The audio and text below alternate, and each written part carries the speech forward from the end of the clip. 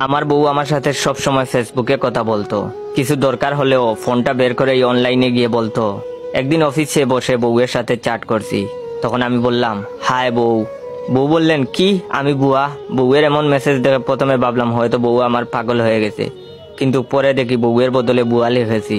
আমি বললাম আরে না, তুমি বুয়া হবে কেন, তুমি তো আমার লক্ষ্মী বউ। তখন বউ বলল আজ আসো বাসায় বুঝবা। আমি বললাম আরে শুনো, আমি তোমাকে বুয়া লিখতে চাইনি, কিন্তু মেসেজ লিখবার আগেই বউ আমাকে আনফ্রেন্ড আর ব্লক দিল। বুঝলাম রাতে বাসায় গেলে আমার খবর আছে, তাই অফিস থেকে একটু জলদি বের হলাম।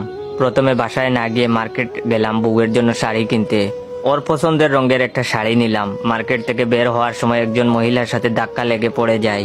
আমি উঠে মহিলাকে উঠতে সাহায্য করলাম। শাড়ির ব্যাগটি হাতে নিয়ে বাসার দিকে রওনা দিলাম। বাসার সামনে এসেই কলিং বেল বাজাচ্ছি, কিন্তু বউ আমার দরজা খুলছে না। দরজা খুলছে না দেখে আমি ফোন দিলাম, কিন্তু ফোনটা ও ধরছে না। পরে ইমোজে কল দিলাম, এবার কলটি রিসিভ না করেই কেটে দিল। পরক্ষণে বউ মেসেজ দিল কি হয়েছে। আমি বললাম আরে দরজাটা খুলো।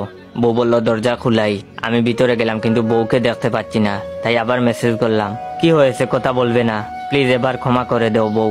কিন্তু এবারও লক্ষ্য করলাম যে এবার বউ না লিখে বুয়া লিখেছি। তখন বউ রেগে গিয়ে বলল ভালো ভালো ঘর থেকে বের হ। আমি এবার মেসেজ না লিখে ওর সাথে কথা বলতে লাগলাম। তখন আমি বললাম কি হয়েছে, এমন করছো কেন। বউ বলল কেন জানো না, বাচ্চা সাজো। আমি বললাম অনেক হয়েছে, এবার কি পায়ে ধরে ক্ষমা চাইবো, আর রাগ কমিয়ে দেখো কি এনেছি তোমার জন্য। বউ আর চোখে তাকিয়ে যেই দেখলো আমার হাতে একটি ব্যাগ, তখন আমাকে জড়িয়ে ধরে কত না আদর করলো। কিন্তু এই আদর বেশিক্ষণ স্থায়ী রইল না, গালে আদরের বদলে একটা থাপ্পড় পড়লো। আমি এবার রাগান্বিত হয়ে বললাম তুমি আমাকে থাপ্পড় মারলে কেন। তখন বউ বললো এটারই যোগ্য তুমি। আমি বললাম কেন তা তো বলো। তখন বউ বলল শার্টে লিপস্টিকের দাগ লাগলো কিভাবে। আমি শার্টের লিপস্টিকের দাগ দেখে ছোটখাটো একটা চিৎকার দিলাম। বউ বলল কি, কার সাথে ছিলে তুমি। আমি বললাম হয়তো তোমার। বউ বলল চুপ হারামজাদা, মিথ্যা বলবি না, আমি এই কালারের লিপস্টিক দেই না। তখন আমি বললাম এখন এগুলো বাদ দাও, আগে শাড়িটা খুলে দেখো, আমি তোমার পছন্দের রঙের শাড়ি এনেছি। বউ শাড়িটা খুলে আমার দিকে রাগি রাগি চোখ নিয়ে তাকালো। বুঝলাম আজ রাতে দুলাই খেতে হবে। তখন বউ বললো এই রংটা আমার পছন্দের তাই না। এই গাদা, আমি এই রঙের শাড়ি কি কখনো পরছি। আমি বললাম আসলে এই রঙের শাড়ি কখনো পরো নাই, তাই এনেছি।